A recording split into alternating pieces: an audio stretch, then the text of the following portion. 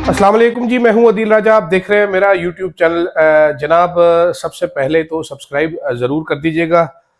अब आपको इस वीडियो में रिकॉर्डिंग के दौरान बकरों की आवाज़ें आ सकती हैं, मैं माज़रत खा हूँ। मैंने लेला ढूंढने की कल बहुत कोशिश की, लेकिन बीमार होने के बाइस और लेले नापैद होने के बाइस कल अचानक ही मार्केट में लेलों का रेट बहुत बढ़ गया। इतने महंगे हो गए लेले, जो पहले लेले धक्के खाते फिरते थे। मैं मंडी में पूछता रह गया व्यापारियों से कि भाईजान की चक्कर है, लिसे लिसे लेले इतने महंगे क्यों बेच रहे हो। उन्होंने बताया जी लेला इज ट्रेंडिंग ब्रो, तो लेले महंगे हो गए, तो मैं बकरे खरीद लाया। फिर आज 5 जून है, इमरान खान साहब का केस सुना गया। आज सच्चाई कैद है, झूठ आजाद है, एक बेगुनाह जेल में है।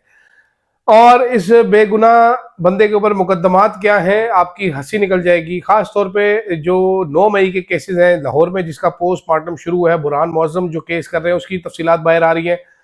जो यहाँ पर केस है जरा शुरू होगी तो यहाँ पर भी लतीफे बड़े बड़े बाहर निकलेंगे। साथ साथ क्या काजी फायज ईसा को फिट्स पड़ना शुरू हो गए हैं, क्या उनको कोई जहनी बीमारी लाहक हो गई है, कुछ तफसीलात आई हैं मेरे पास, कुछ अनकन्फर्म कुछ कन्फर्म रिपोर्ट्स, उस पर बात करेंगे। फिर स्पीकर का बाइकआउट इमरान खान ने ऐलान कर दिया जनाबे वाला, तो ये क्या कहानी है, क्या माजरा है, क्या होने जा रहा है, इस पर बात करते हैं। खुदा खुदा करके आज 5 जून आई, इमरान खान का केस लग गया 190 मिलियन पाउंड केस का। अब इस केस में मैं एक दो सिनेरियोज मैंने पहले से लिख के रखे हुए थे कि क्या हो सकता है क्या नहीं हो सकता, वो मैं आपको बता देता हूं भाईजान। अच्छा, इस केस में 2-3 चीजें हो सकती थी। एक उनमें से आज हुई, वो था प्रोसिक्यूटर ने कहा हमें तो रात को ही पता चला जी, पूरे पाकिस्तान को पता चला चाहता था, उन्हें हमें रात को नोटिस मिला है, मुझे तैयारी के लिए टाइम दे दें। दूसरा चीज ये हो सकता है भाईजान, अगली बार क्या ये प्रोसिक्यूटर आगे कहेंगे जनाब ये जमानत को छोड़े, मरकजी अपील पर ही बात कर लेते हैं, मरकजी अपील भी साथ ही सुन लें आप। तो जज साहब के हाँ ये भी अच्छी बात है, तो उनको कि सर मरकजी अपील पे नोटिस कर दें, तो उस पर तैयारी कर लेते। फिर जज कहेगा जी मरकजी अपील तो अभी छुट्टियां आने लगी हैं, जमानत का तो हम छुट्टियों में सुन सकते हैं, तो मरकजी अपील फिर अक्टूबर में सुनेंगे। एक तो काम तरीका कार ये हो सकता है, ठीक है।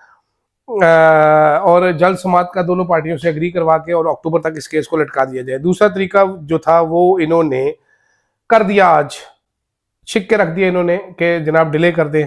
बड़ी मुश्किल से तारीख आई थी आज वो तारीख गुजर गई, कुछ भी नहीं हुआ, ठीक है।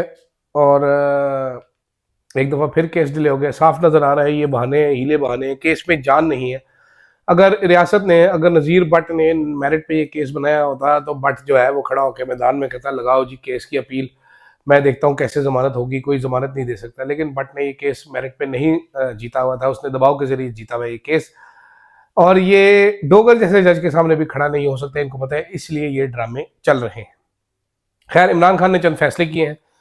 एक तो स्पीकर कौमी असम्बली अयाज सादिक का मुकम्मल बाइकआउट। अयाज सादिक जैसे स्पीकर, वो 2 नंबर स्पीकर, उसको कह रहे हैं, वो कह रहे हैं कोई उसका इवेंट नहीं होगा, हम मुकम्मल बाइकआउट करते हैं। जो स्पीकर मेंबरान कौमी असम्बली के अगवा तक को डिफेंड नहीं कर सका, जो कुछ बोल नहीं सकता, जो हमारी तकरीरें नशर नहीं करवा सकता, जिसके जो असम्बली खुद नहीं चला रहा, उसके पास हम किस लिए जाएं, उसके सामने क्यों जाएं। तो एक तो उसका बाइकआउट, यहां से कार्रवाई शुरू हो रही है। लग कुछ यूं रहा है कि महमूद खान अचकजई की जो कई हुई बातें हैं, इमरान खान साहब उन पे जा रहे हैं स्पीकर, और इससे आगे आहिस्ता आहिस्ता आगे बढ़ेंगे। जुनेद अकरम, अली अमीन गंडापुर एहतजाज से फिलहाल दूर हैं। उमर अयूब, सलमान राजा इन हैं। ये क्या हिकमत है मुझे समझ नहीं। मेरा ख्याल है गंडापुर और जुनेद अकबर को भी होना चाहिए था शामिल इसमें, मगर वो नहीं है। खैर जनाब, ये जो जाली केसेस हैं जिनके ऊपर नाअहल करना है तहरीक इंसाफ के सारे मेंबरान को, उसके बारे में कल अलीना शिकरी साहिबा के प्रोग्राम में उमर अयूब आए। उमर अयूब साहब ने फरमाया कि जनाब अलीना शिकरी ने सवाल किया कि आप नाअहल होने के लिए तैयार हैं। उन्होंने कहा ये इलेक्शन करवाएं, मैं नाअहल होने के लिए तैयार हूं, मैं बिल्कुल तैयार हूं, शर्त सिर्फ ये कि इलेक्शन करवाएं। दूसरी जानिब लाहौर में अब ट्रायल चलना शुरू हुआ है 9 मई का, ठीक है। शाकिर अवान ने रिपोर्ट किया, उन्होंने कहा जी 9 मई का जो मेन गवाह है वो क्या जी, वो इंस्पेक्टर है वसीम। इसके बारे में पहले भी पता चला था, जब उन्होंने आयत पढ़ी थी तो ये कांपता कांपता निकल गया था, इसने गवाही नहीं दी थी, एक और ने गवाही नहीं दी। 9 मई के गवाह ने साकिब नामी एक शख्स के बारे में गवाही दी कि इसने कलमा चौक पे कंटेनर जलाया था। साकिब साहब वहां पर मौजूद थे, उन्होंने कहा जी मैं उसके 15 किलोमीटर के रेडियस पे नहीं था, गिरफ्तारी के टाइम मैंने इसको बताया भी था, तो आगे से ही हंसा, तो इसने कहा तो चंद दिन गैर है, कोई गल नहीं, हो जाता है, ठीक है। फिर यही वसीम है माफ कीजिएगा, जिससे पूछा गया कि जनाब कितने बजे तफ्तीश शुरू की थी। इन्होंने कहा जी मैंने तो सुबह सुबह 10 मई की सुबह 9 बजे काम शुरू कर दिया था। उन्होंने कहा अच्छा, FIR तो 10 मई की रात को ही थी, ठीक है, तो ये क्या चक्कर है? ओ चक्कर तो खैर ये वही है जनाब कि झूठा केस है, ठीक है। ये इंस्पेक्टर वसीम ये वो शख्स है जिन्होंने बाद में गवाही देने से इनकार कर दिया था पहले तो इन्होंने। तो सेनेटर इजाज साहब शाकिर अवान के बकौल वो गवाह हैं इस चीज़ के कि उन्होंने एक सीनियर पुलिस ऑफिसर ने कहा था इसको तुम दो, तो उसके बाद ये गवाही के लिए राजी हुआ। इसी तरह यहाँ पर भी एक पुलिस वाला ही गवाह है, सारे पे सारों में सरकारी गवाहान है, सरकारी गवाहान, सरकारी प्रोसिक्यूटर, सरकारी जज, कर्टसी काजी फायज ईसा। कल भी इमरान खान ने काजी फायज ईसा को रगड़ा लगाया। मेरे बड़ी एक्सक्लूसिव खबर है मेरे पास, कुछ कंफर्म्ड है कुछ अनकंफर्म्ड। आज मैंने डॉन अखबार के चंद लोगों से जानने की कोशिश की कि क्या काजी फायज ईसा ने कोई दूसरा आर्टिकल भी लिखा था और डॉन अखबार ने उसको छापने से इनकार किया था। तो उन्होंने मुझे इकरार भी नहीं किया लेकिन इनकार भी नहीं किया। ये बड़ा इंटरेस्टिंग है, नॉर्मली वरना इनकार करते थे, इन्होंने मुझे इनकार भी नहीं किया। इन्होंने कहा जी बस वो मैं चेक करते हैं बताते हैं आपको। 3-4 लोगों से मैंने पूछा, मेरे पास खबर ये है कि काजी साहब जो हैं वो शदीद जहनी दबाव का शिकार है, डिप्रेशन में जा चुके हैं। वो हर रोज उनको कौम पूरी गालियां निकालती है, वो बेचारा पब्लिकली फिर नहीं सकता, मेंटल उसका शिकार है, प्रेशर का शिकार है। दूसरी तरफ उसको कुछ लारे लगाए गए थे, वो लारे भी पूरे होते हुए नजर नहीं आ रहे थे। तहरीक इंसाफ भांप चुकी है कि जो चीफ इलेक्शन कमिश्नर की तब्दीली है, एक फ्रॉडिया तब्दील करके दूसरा फ्रॉडिया लेके आने का जो है वो प्लान है। तो इस प्लान में उमर अयूब साहब पहले ही बोल चुके हैं काजी फायज ईसा में किसी सूरत काबिल कबूल नहीं है, वो नहीं बन सकता। तो अब देखते हैं, काजी जैसे बेशरम लोग वैसे तो आपको पता है इस दुनिया में कम ही पैदा हुए हैं। इतने ज़्यादा बेगैरत और बेशरम लोग पैदा करना भी किसी किसी माँ का ये वो हौसला है, वरना माएँ ऐसे बच्चे पैदा नहीं करती जो इतने बड़े बड़े बेगैरत हों, जैसे काजी हो गया, इवन बाजवा हो गया। इन लोगों को पैदा करना ही माओ का हौसला होता है। इनकी माओ का काजी मेरी इत्तला के मुताबिक शदीद तरीन ज़हनी दबाव का शिकार है। चंद रटाउट रिपोर्टरों से उसने मुलाकात की, उसने कहा जी मेरे दिमाग के शरियाने ना फट जाए।